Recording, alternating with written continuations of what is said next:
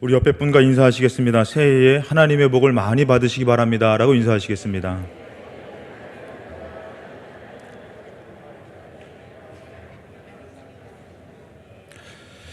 여러분들이 이렇게 옆에 분과 인사하셨던 그 표정을 잊지 마시고 저를 쳐다봐 주셨으면 좋겠습니다. 하나님께서 인간의 눈을 두 개로 만드셨지만 저는 이 시간에만큼은 가장 부담스럽습니다. 하나여도 좀 어려울 텐데 이게 눈빛이 두 개의 눈빛이 되게 오늘 짧게 해 이런 눈빛을 주면은 여러분들 그걸 아셔야 될 거가 뭐냐면은 제가 가장 여기서 설교를 가장 짧게 하고 싶은 사람입니다. 여러분들 가장 빨리 내려가고 싶은 사람인데 또 첫 번째로 하나님 앞에 혼날 것 같고 두 번째는 또 담임 목사님한테 혼날 것 같아서 준비한 그 말씀을 전해야만 되는데 여러분들이 그 눈빛을 저렇게 따뜻하고 또 사랑스러운 눈빛으로 아멘 해주시면 제가 좀 더 힘이 나서 혹시 제가 안 보이면 여러분들 눈빛을 감당할 수 없어서 쓰러진 줄 아시고 여러분들 깨워주시기 바랍니다. 명절날 여러분들 잘 보내셨습니까? 저도 우리 식구들과 함께 잘 보냈습니다. 저희 집은 자녀가 4명이고 아내와 저까지 해서 6명이기 때문에 보통 윷놀이 모임을 가지면 두세 가정이 모여서 윷놀이를 해야 되지만 저희는 한 가정으로도 윷놀이를 아주 재미있게 충분하게 감당할 수가 있습니다. 또 하나님께서 비율적으로 남녀를 이렇게 3대3으로 나눠주셔가지고 저희들 목욕탕을 들어갈 때도 3대3으로 나눠서 이렇게 들어가게 합니다. 윷놀이를 하는데 제비를 뽑고 사다리를 타서 편을 나눠서 하는데 참 재밌게 했습니다. 재밌게 하는데 제가 주일날 저녁 때 가서 이렇게 윷놀이를 했습니다. 또 월요일날 때도 윷놀이를 했습니다. 화요일날 때도 또 하자 그래가지고 제가 좀 이렇게 만류를 하고 그 다음에 안 했는데 저희 가정의 그 아이들과 함께 좋은 시간을 보내면서 문득 저에게 스쳐 지나가는 생각이 바로 뭐냐면은 저 아이들이 과연 미래적으로 행복하고 잘 될까라는 생각을 갖게 되더라는 것입니다. 저 아이들이 공부를 잘해야만 또 사회에 기회가 많을 텐데 라는 생각을 갖게 되니까 조금 근심이 되더라고요. 또 앞으로 또 어떤 배우자를 만나게 될까.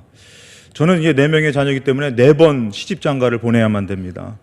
그것이 좀 보통 어려운 것이 아니더라고요. 또 어떤 좋은 사람을 만나야만 되는데 나중에 또 손자 손녀들이 오면은 과자 사줄 돈이라도 있어야 되는데 그러면서 생각되어지는 것이 과연 나는 아버지로서 이 자녀를 잘 키우고 있는가, 잘 인도하고 있는가, 잘 공급하고 있는가라는 생각을 갖게 됩니다. 잘한다고 해도 모자라고 부족하다라는 것을 부인할 수가 없습니다. 그러나 그럼에도 불구하고 갖는 생각이 세상에서 가장 자녀를 걱정하고 잘 되기를 바라는 것이 부모님의 마음인 줄로 믿습니다. 물론 가정이 어려우시고 육신의 부모님이 그렇지 못한 분들도 계실 것입니다. 그러나 걱정하지 말아야 될 것이 바로 천지를 지으신 하나님이 우리의 아버지 되심을 믿으시기 바랍니다. 우리는 그분 앞에서 공평한 사랑을 받고 있는 자녀인 줄로 믿습니다. 자녀가 또 믿음의 성도들이 알아야 될 것이 바로 뭐냐면은 세상을 살다가 실패할 때에 포기하지 말아야 된다는 것입니다. 최선을 다해서 또 최대한 도우려고 하는 부모가 있고 또 천지를 지으신 하나님 아버지가 계시니 그 마음을 알고 여러분 실패하고 낙심할 때에 우리는 다시 하나님 앞에 나아가야 될 줄로 믿습니다. 올해 우리 교회의 표어가 뭐냐면은 거룩한 교회 세상 속으로입니다. 우리 한번 다 같이 한번 따라해 볼까요? 시작. 거룩한 교회 세상 속으로. 하나님께서 우리에게 구원을 베풀어 주셔서 천국 백성이 되게 하셨습니다. 영원한 지옥에 가야 될 우리가 영원한 천국에 갈 수 있는 생명을 허락하셔서 천국 백성이 되게 하여 주신 것입니다. 우리 천국 백성으로 이 땅에 살아갈 때에 여러분들 기쁨과 감사가 있지만 세상이라는 거대한 벽에 부딪힐 때에 두렵기도 하고 걱정이 되기도 하고 암담하기도 하다라는 것입니다. 그럴 때 하나님께서는 우리가 어떠하길 원하시냐면은 하나님 앞에 나아가면 소망이 있어. 하나님이 다시 일으켜 주실 거야. 새 힘을 주실 거야. 라는 믿음으로 우리가 하나님 앞에 나오기를 원하신다라는 것입니다. 그래서 여러분들 그 믿음으로 늘 항상 주님을 찾으시기를 주님의 이름으로 축복합니다.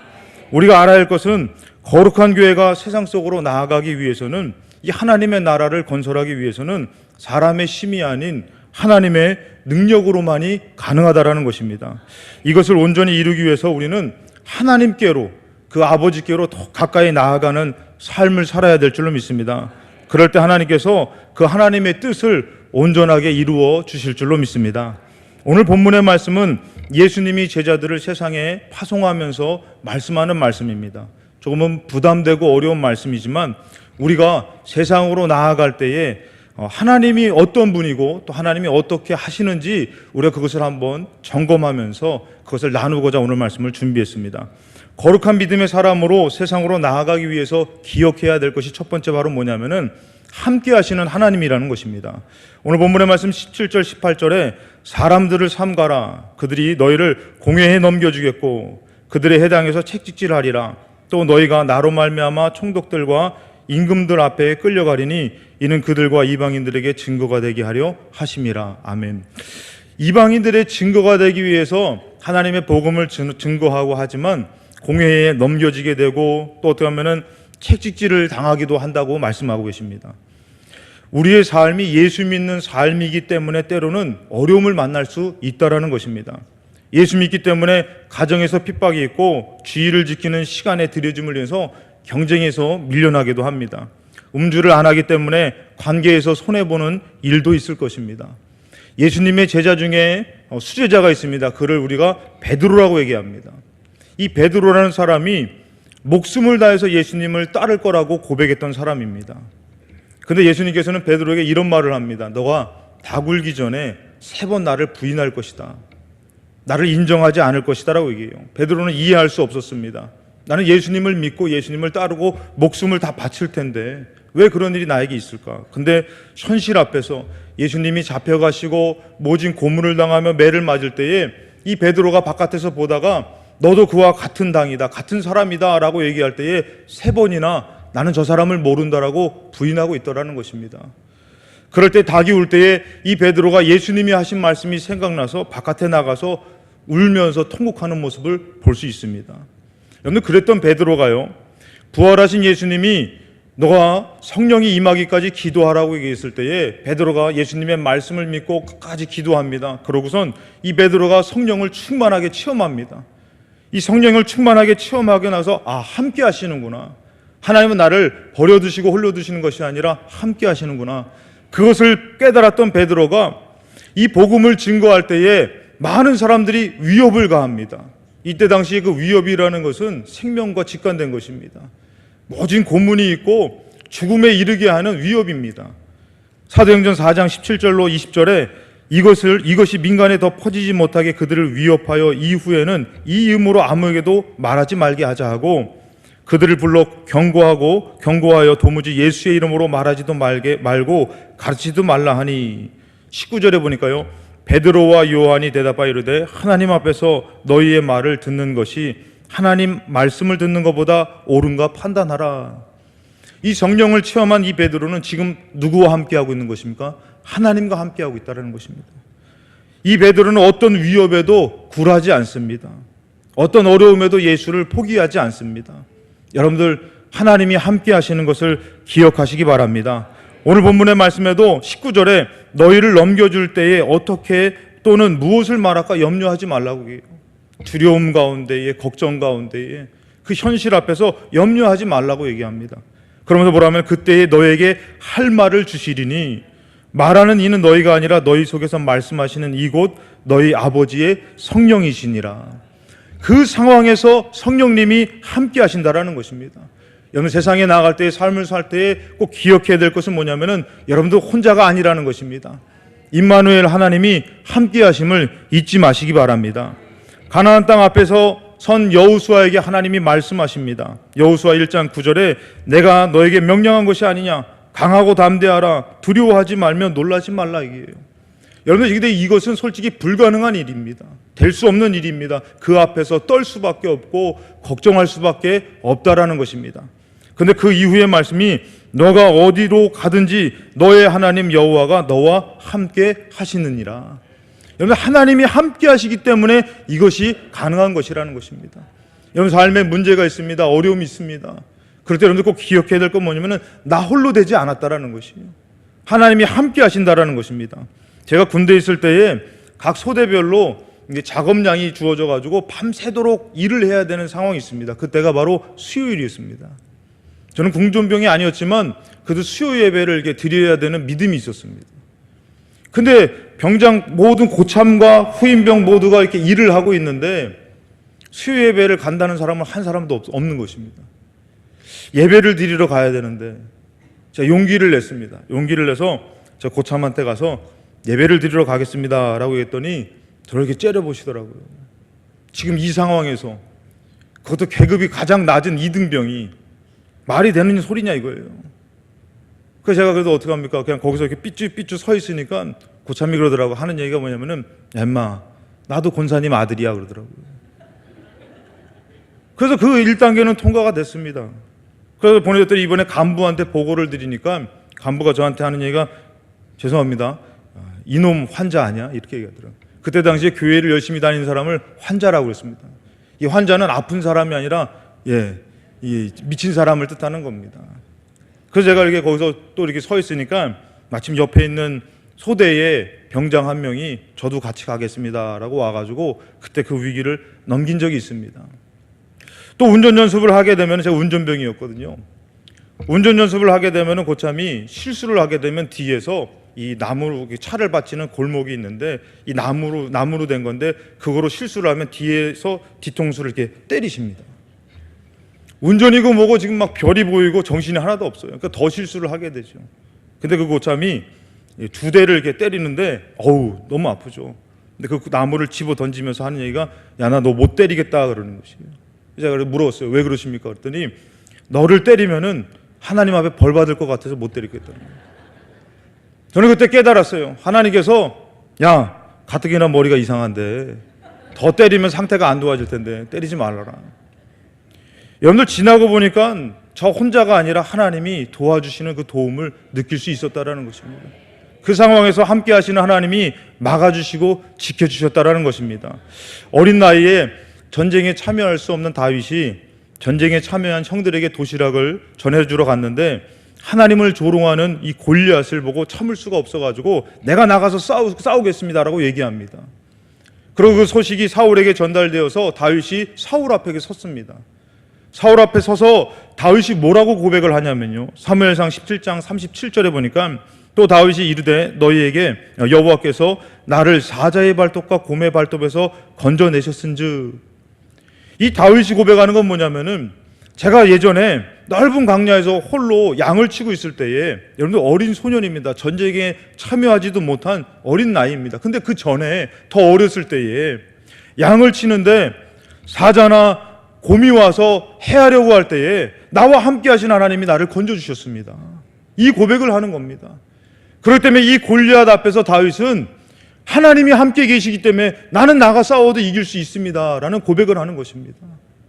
하나님이 함께 하시는 것을 여러분들 잊어버린 이스라엘 백성과 사울 왕은 골리앗 앞에 두렵고 떨리는 마음으로 나아가 싸우지 못하는 모습을 볼 수 있습니다.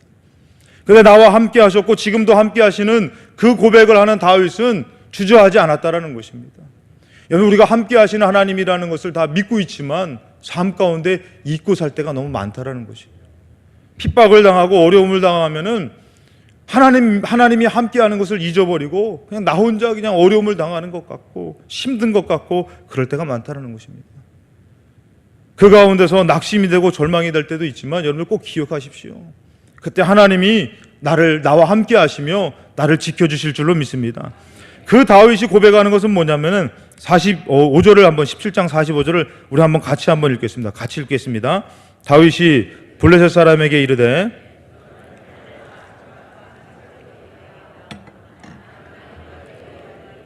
곧 내가 모욕하는 이스라엘 군대의 하나님의 이름으로 내게 나아가노라.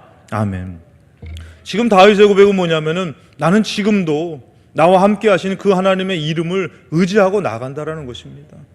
여러분들 삶 가운데 홀로 된 것이 아닙니다. 공부할 때에 일할 때에 어려운 가정에서 어떤 문제가 있을 때에 꼭 하나님이 함께 하심을 믿으시고 의지하시기를 주님의 이름으로 축원합니다.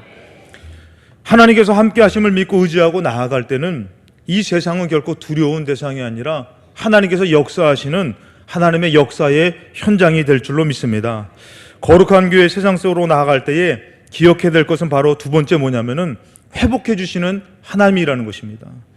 예수님을 믿지 않는 사람들이 예수님을 믿는 것 때문에 가정에서 버림받고 가정의 불화의 원인이 예수님 믿는 것 때문이라고 말하는 것을 들을 때가 있습니다. 물론 학교와 회사에서도 그런 말을 하는 사람들이 있습니다.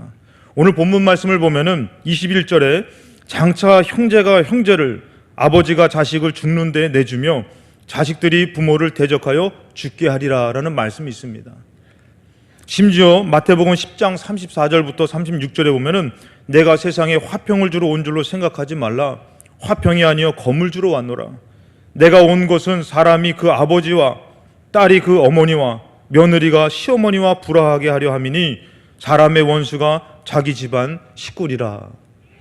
원수가 먼 데 있는 것이 아니라 자기 집안의 원수라는 것이에요. 여러분들, 우리가 살면서 보면요, 초가 어두운 곳에 10개가 있을 때에 하나만 켜져 있어도 밝더라는 것입니다. 근데 그 하나마저도 꺼지면은 그 어두움을 결코 벗어날 수가 없다라는 것입니다. 에베소 5장 8절에 보면은 너희가 전에는 어두움이더니 이제는 주 안에서 빛이라. 빛의 자녀들처럼 행하라. 에베소 6장 12절의 말씀에 보면은 우리의 씨름은 혈과 육을 상대하는 것이 아니요 통치자들과 권세들과 이 어두움의 세상 주관자들이라 하늘에 있는 악의 영들을 상대함이라 했어요. 예수 믿는 것은 바로 뭐냐면은 어두웠던 가정이나 사회에서 생명의 빛이 예수 믿는 사람으로부터 비치게 된다라는 것입니다. 어둠은 그 빛을 싫어합니다. 심지어 그 어둠은 예수님이라는 그 생명의 빛으로 오신 예수님까지도 십자가에 못 박아 죽게 했다라는 것입니다. 그렇기 때문에 여러분들 예수 믿는 그 빛이, 다시 말해서 내가 꺼져버린다면은 절대 그 어둠에서 우리는 벗어날 수가 없다라는 것입니다. 가정에서도 마찬가지입니다. 여러분들, 가정에서도 여러분들 예수 믿는 빛을 많은 어두움이 싫어하고 미워하지만 여러분들 그 빛을 포기하지 마시기 바랍니다. 그 빛이 비추어서 가정을, 삶을, 내가 있는 곳을 생명의 빛으로 환하게 비출 줄로 믿습니다. 원수 같은 사이가 된 이 쌍둥이 형제가 나옵니다. 바로 누구냐면은 야곱과 에서입니다. 야곱은 하나님의 복을 너무 사랑해서 사모해서 아버지가 마지막에 죽기 전에 이 장자에게 주는 축복권을 형이, 아버지가 심부름을 시켜서 나간 사이에 몰래 들어가서 형의 행색으로 이렇게 꾸며가지고 아버지의 축복권을 다 받습니다. 이것을 들은 에서는 이제 울국부락하고 막 힘이 좋은 사람이었습니다. 그래서 이 에서가 야곱이 나의 장자권의 축복을 뺏어갔다라는 것 때문에 에서가 야곱을 죽이려고 할 때에 야곱이 삼촌네 집으로 도망을 갑니다. 도망을 갔다가 거기서 지내다가 이제 자식을 낳고 하다가 이제 때가 돼서 집으로, 고향으로 돌아가야 될 때가 됐다라는 것이죠. 누가 걸리죠, 여러분들? 에서가 걸리죠. 가면은 형님한테 걸리면은 죽을 텐데. 저는 이게 이해가 되는 게, 말씀을 묵상하다가 제가 예전에 우리 형님이 저를 약 올리고 도망갈 때에 도망가다가 이제 신발끈이 풀려져서 신발끈을 저쪽에서 묶고 있는 것이에요. 쫓아가다가 너무 화가 나가지고 보니까 옆에 제 주먹보다 큰 돌이 있더라고요. 그래서 제가 그 돌을 들고선 제가 던졌습니다. 다윗이라는 인물을 좋아했던 저는 하나님의 은혜 가운데에 정확하게 그 머리를 때려 맞출 수가 있었습니다. 절대 여러분 그러면 안 됩니다. 형님이 쓰러지고 피를 흘리는 모습을 보고선 저는 엄청 놀랐습니다. 형님이 이제 들어가고 저는 그때 하늘이 무너지는 줄 알았어요. 어떻게 내가 저 형님을 이제 어떻게 감당하냐 이거죠. 힘이 센 우리 형님. 참고로 저희 형님은 고등학교 때까지 씨름을 잘해가지고 학교 체육대회 나가면 꼭 1등을 하시던 분이었습니다. 저희 작은 형님도 몸 힘이 좋은데요, 작은 형님은 큰 형님하고 씨름하면은 상대가 안 됩니다. 그 작은 형님하고 저랑 씨름하면 저는 작은 형님한테 또 상대가 안 됩니다. 저 이제 큰일 났습니다. 큰 형님한테 이제 큰일 난 것이죠. 그럴 때 정말 이제 어떻게 해야 되나 난감하더라고요. 그래서 제가 요 근래 형님하고 만나서 얘기해 보니까 너 그때 왜 돌 던졌는지 아느냐라고 물어보더라고요. 왜 그랬냐니까 형님이 제가 좋아하는 딱지를 제 눈앞에서 약 올리려고 찢었다 그러더라고요. 그래서 제가 쫓아가서 던질만 하죠, 여러분들. 절대 여러분 던지시면 안 됩니다. 그런 상황에 대해서 참아야 될 줄로 믿습니다. 앞이 안 보였습니다. 형님 앞에 어떻게 서야 될까 난감한데, 오늘 에서라는 인물이, 야곱이라는 인물이 형님 에서랑 만나러 가는 그 가운데에 그것이 암담하더라는 것입니다. 형님이라는 인물이 소식을 들어보니까 400명의 군사를 데리고 오더라는 것이에요. 아니 동생 만나는데 400명의 군사가 필요합니까? 이 야곱이라는 인물은 그 상황 가운데 할 수 있는 것이 뭐냐면은 하나님 앞에 무릎 꿇어 기도하는 것밖에 없다라는 것입니다. 환도뼈를 치는 그 고통 가운데서도 절대 하나님을 놓지 않고 나를 제발 좀 축복해 주시옵소서. 지금 살 길은 여러분들 하나님밖에 없다라는 것이에요. 근데 여러분들 이 놀라운 역사가, 놀라운 일이 벌어집니다. 저도 지금 형님과 잘 지내고 있는 것입니다, 여러분들. 그때 위기를 하나님이 아마 살려주신 것 같습니다. 창세기 33장 4절에 보니까 400명의 군사를 데리고 오던 에서의 마음이 바뀌어졌습니다. 에서가 달려와서 그를 맞이하여 안고 목을 어금 맞추어 그와 입 맞추고 서로 우니라. 여러분 정말 어떻게 보면 먼 시간 동안 원수같이 지냈던 그 모습이 이제는 어떻게 된 거예요? 정말 형제의 화목한 모습으로 바뀌어진 것입니다. 때로는 우리 삶 가운데에, 가정이나 삶 가운데 어려운 문제가 됐을 때 이렇게 회복되기를 우리도 간절히 사모할 때가 있지 않습니까? 야곱이 할 수 있었던 것은 오직 하나님만을 붙든 것이었다라는 것이죠. 하나님 앞에 매달렸더니 400명의 군사를 데려오는 이 에서의 마음에 은혜를 주시며 변화를 주셨다라는 것입니다.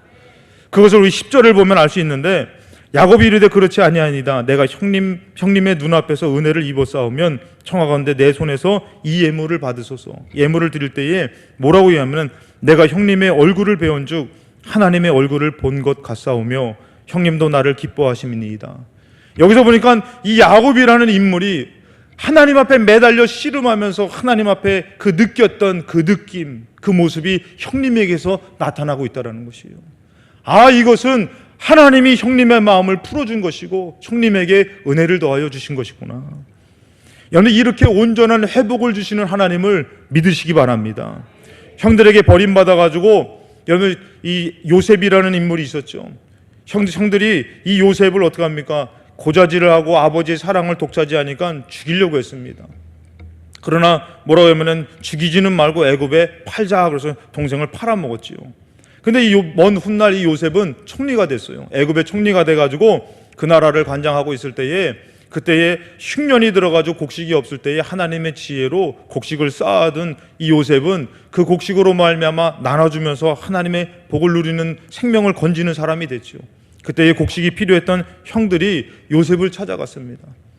요셉을 찾아갔는데 그 총리 앞에 섰을 때에 요셉은 형들을 알아보지만 형들은 요셉을 알아보지 못하더라는 것입니다. 아마 요셉의 마음에서 그런 마음이 있을 것입니다. 다른 사람은 몰라도 나를 팔아먹었던 형들이 나의 하나밖에 없는 동생 베냐민은 어떻게 했을까? 그리고 베냐민을 데려오라고 얘기해요. 막내 동생을 데려오라고 얘기합니다. 그래서 막내 동생을 데려와가지고 데려올 때에 그 야곱이라는 인물이 막내 요셉을 잃어버린 마음에 베냐민까지 보내는 것을 원치 않습니다. 그래서 유다가 뭐라고 하면은 내 아들을 담보로 맡길 테니 아버지 그를 보내야지만 곡식을 준다고 합니다. 그래가지고 베냐민을 데리고선 요셉 앞에 다시 섰습니다. 요셉은 베냐민만 따로 빼내고 싶었던 것이에요. 그래서 요셉이 베냐민 가방에다 은잔을 넣고선 이가 훔치다가 걸렸다고선 베냐민을 빼내려고 합니다. 이를 잡아가두고 나머지는 다시 돌려보내라, 곡식과 함께 돌려보내라 그럽니다. 그랬을 때에 유다의 고백을 볼 수가 있습니다. 창세기 44장 32절로 34절에 유다가 이렇게 얘기합니다. 주의 종이 내 아버지에게 아들을 담보하기를 내가 이를 아버지께로 데리고 돌아오지 아니하면 영영이 아버지께 죄짐을 지리이다 하였사오니 이제 주의 종으로 그 아이를 대신하여 머물러 있어 내 주의 종이 되게 하시고 그 아이는 그의 형제들과 함께 올려보내소서. 그 아이가 나와 함께 가지 아니하면 내가 어찌 내 아버지에게로 올라갈 수 있으리까? 두렵건대 재해가 내 아버지에게 미침을 보리이다. 유다의 외침이 바로 뭐냐면은 요셉은 전에 자기를 팔아먹었던 형들을 눈여겨보고 있는 것인데 유다가 뭐라고 하면은 이를 안 보내면 안 됩니다. 차라리 나를 잡아가두소서. 이를 보내고 우리 아버지가 요셉을 잃어서 슬퍼하는데 이까지 잃어보면 버리면 미칩니다. 이를 제발 형제들과 함께 돌려보내소서. 이 얘기를 들을 때 여러분들 요셉의 마음이 어떻겠습니까? 어찌된 일이냐 이겁니다. 전에 나를 죽이려고 하고 팔아먹던 형들이 아버지를 걱정하고 동생을 걱정하고 막 이렇게 하니까 요셉이 정을 억제하지 못하고 나가 통곡하고 우는 모습을 보고 그 다음에 어떻게 합니까? 형들에게 내가 요셉이라고 고백하는 모습을 볼 수 있습니다. 요셉이 애굽에 와서 고생을 하며 총리가 되는 그 모든 세월 동안에 하나님께서는 그 가정을 만져주신 것이에요. 그 가정을 회복시켜 주신 것이에요. 사랑하는 여러분들, 우리 가정과 우리 삶을 회복하실 수 있는 분은, 온전하게 회복할 수 있는 분은 하나님밖에 없는 줄로 믿습니다. 마태복음 5장 44절 45절에 보면은 나는 너에게 이르노니 너희 원수를 사랑하며 너희를 박해하는 자를 위하여 기도하라고 얘기하는 것이에요. 원수 미워하지 말라는 것이에요. 원수의 가정에 있지만, 원수가 나의 삶에 있지만 그를 사랑하고 위에 기도하면 하나님의 생명의 빛이, 회복의 빛이 그곳에도 비칠 줄로 믿습니다. 이같이 한즉 하늘에 계신 너희 아버지의 아들이 되리니 이는 하나님이 그 해를 악인과 선인에게 비추시며 비를 의로운 자와 불의한 자에게 내주심이니라. 하나님께서 그 은혜를 우리의 기도를 통해서, 우리의 믿음을 통해서 가정에도 삶에도 베풀어 주실 줄로 믿습니다. 다른 방법으로 우리가 만약에 그 문제를 풀려고 한다면은, 가족을 회복시키려고 좋은 시간을 가지려고 하고 물질 관계를 풀어보려고 하고 여러 가지 애쓰다 보면 오히려 그것은 어두움에 사로잡힐 때가 있다는 것입니다. 그래서 우리는 온전히 회복시켜 주시는 하나님을 붙들고 놓지 않을 때에 하나님의 놀라운 회복의 역사가 우리 삶 가운데에 펼쳐질 줄로 믿습니다. 마지막으로 거룩한 교회가 세상 속으로 나아가 승리하기 위해서는 하나님께로 더 가까이 나아가야 된다는 것입니다. 제자들을 세상에 보내시는 예수님은 뭐라고 말씀하시면 너희를 보냄이 양을 이리 가운데 보냄과 같도다. 그러므로 너희는 뱀같이 지혜롭고 비둘기같이 순결하라고 말씀하십니다. 여러분들, 역대 이래로, 역사 이래로 양이 이리를 이기는 경우가 없다는 것입니다. 절대로 양은 이리를 이길 수가 없습니다. 그런데 예수님은 뭐라고 하면 너희를 보냄이 양을 이리 가운데 보냄과 같다고 얘기하시더라는 것입니다. 양이 이리로부터 승리할 수 있는 비결이 바로 뭐냐면은 목자를 떠나서는 안 된다라는 것입니다. 예수님도 양만 보내는 것이 아니라, 너희만 보내는 것이 아니라 뭐라고요? 내가 너와 함께 할 것이다. 나는 너의 목자가 된다라고 말씀해 주시는 것입니다. 목자의 인도와 보호가 절대적으로 필요한 것이 양입니다. 우리가 세상으로 가는 우리에게 예수님의 지혜가, 목자의 지혜가 필요한 것입니다. 이 지혜가 바로 하나님의 지혜인 줄로 믿습니다. 잠언서 1장 7절과 9장 10절에 보면은 지혜와 지식의 근본은 하나님을 경외할 때 허락되어지는 것입니다. 지혜와 지식의 근본, 이것을 경외라는 것을 사전적 의미가 하나님의 주권과 영광을 인정하는 자가 가지는 거룩한 두려움, 곧 경건한 공경심을 말합니다. 오늘 이 예배를 통해서도 하나님이 임재하시고 하나님께서 우리에게 모든 예배를 받으시면서 우리의 모든 드려짐을 축복하여 주실 줄로 믿습니다. 더 나아가서 우리가 세상으로 나아갈 때에 하나님의 주권을 인정하고 그분을 의지하는 삶을 살 때에 하나님의 지혜가 허락되어져서 승리케 하여 주실 줄로 믿습니다. 여러분들, 이 이스라엘 백성이 이길 수 없는 여리고성을 만났을 때 그들은 철저히 하나님을 의지했습니다. 하나님께 귀 기울여서 하나님의 방법으로, 그분의 능력으로 무너뜨리고 피해 없이 큰 승리를 맛보았습니다. 그러나 이길 수 있는 작은 성 아이성에서의 싸움은 작은 실수와 경홀히 여김으로 나아가 대패하고 크게 좌절하고 절망하더라는 것입니다. 우리들의 삶 가운데도 여러분들, 이길 수 없는 삶이기 때문에 하나님을 의지하는 예배가 이루어져야 될 줄로 믿습니다. 감당할 수 없어서 하나님 앞에 부르짖어 기도하는 기도가 필요한 줄로 믿습니다. 어렵고 할 수 없는 가운데도 하나님을 향한 헌신과 봉사, 드려짐이 큰 능력이 되고 승리가 될 줄로 믿습니다. 우리들의 삶도 다윗의 고백처럼 여호와는 나의 목자 되심을 고백해야 될 줄로 믿습니다. 그러면 여러분들, 그 고백을 했으면은 양들은 목자의 음성을 들어야 된다는 것입니다. 그렇지 않으면은 세상의 유혹을 받고 넘어지게 되는 것입니다. 세상은 두려운 대상이기도 하지만 달콤한 유혹이 있어 넘어뜨리는 곳이기도 합니다. 우리에게 세상과 타협하지 않고 하나님의 말씀을 지키는 순결함이 있어야 될 줄로 믿습니다. 선악과를 하나님은 먹지 말라고 얘기했습니다. 먹지 말라고 말했는데 사탄은 뭐라고 얘기합니까? 유혹해서 그것을 먹으라고 얘기합니다. 창세기 3장 6절의 말씀을 보니까 여자가 그 유혹을 받아서 그 나무를 본즉 먹음직도 하고 보암직도 하고 지혜롭게 할 만큼 탐스럽기도 한 나무인지라 그랬어요. 절대 그 세상과 타협하면 안 되고 절대 그것을 쳐다도 보지 말고 하나님 말씀을 지켜야 되는데 유혹을 받아 보니까 먹음직도 하고 보암직도 하고 지혜롭게 할 만큼 탐스럽기도 한 나무라고 얘기하는 것이에요. 그래서 그 여자가 어떻게 합니까? 그 열매를 따서 먹고 자기와 함께 있는 남편에게도 주매 그도 먹었다라는 것이에요. 저는 늘 말하지만 여러분들, 이때부터 우리 남자들이 여자가 주는 대로 먹고 살았다라는 것이에요. 남자의 주권이 없더라고요. 저도 가끔씩 우리 아내가 묻습니다. 여보, 된장찌개 먹을래? 김치찌개 먹을래? 그러더라고요. 그래서 제가 곰곰이 물어나 보지 말지. 곰곰이 생각하다가 내가 김치찌개 먹을래 하면은 아이고, 이게 지금 된장찌개 지금 끓이고 있다고. 김치찌개 재료가 없다고. 그때부터 제가 이 말씀이 생각되어지는 거. 남자는 주는 대로 먹는 거구나. 그래야지 가정이 평안해지고, 요즘은 또 시대가 바뀌었지 않습니까? 남자가 또 요리를 잘해야 되는 것이에요. 그 유혹에 넘어가니까 먹지 말라고 한 것이 먹음직도 보암직도 지혜롭게 할 만큼 탐스럽게 보여지더라는 것입니다.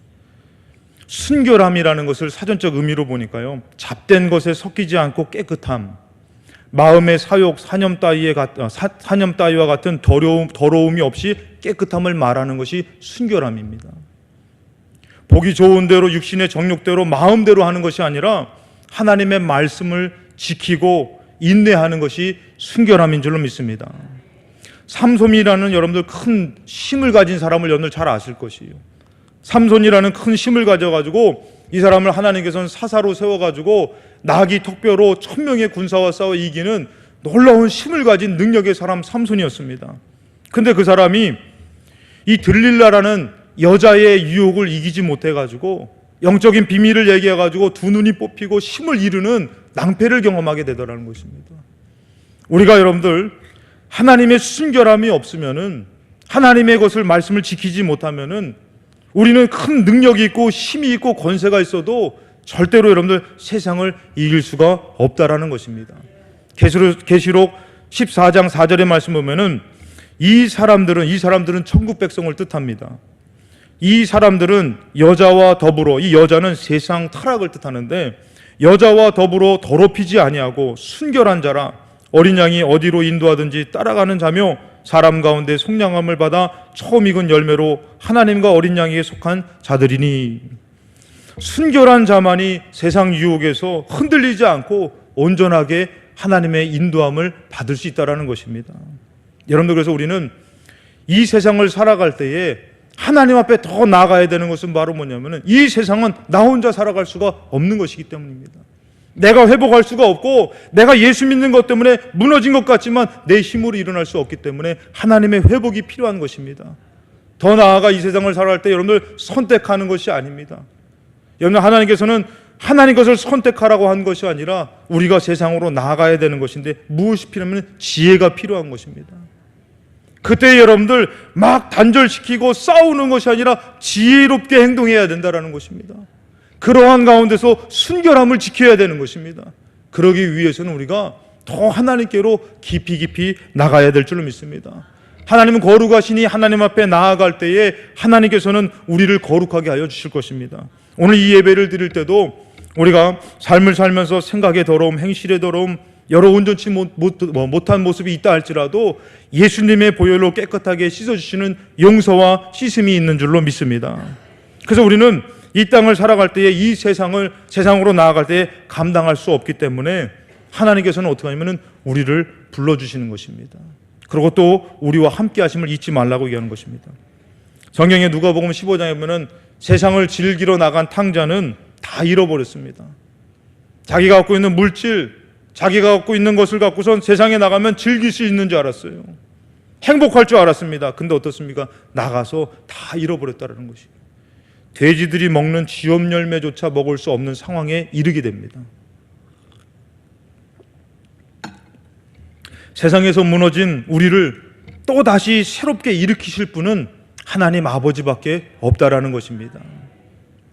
그래서 우리는 더 하나님께로 나아가야 될 줄로 믿습니다. 저희 형제는 삼형제입니다. 우리를 위해서 기도하시는 부모님이 계신데, 특별히 어머니는 지금도 저희를 위해서 성전을 찾아 기도하고 계십니다. 저는 이제 한 가정을 이끄는 이제 가장이 되었지요. 자녀는 4명이어서 제가 가끔씩 이렇게 시골을 갈 때 보면은 버스 전용차를 탑니다. 저희는 저희 식구들끼리 가능합니다. 할렐루야. 6명이 가능한데 어느 날 이렇게 우리 큰아들이 얘기하더라고요. 아버지, 저 오늘 일 있어서 이번에는 저기 시골 안 가면 안 돼요. 했더니 그래라고 생각을 하고선 얘기를 했는데 생각해 보니까 버스 전용차를 못 하겠는 거예요.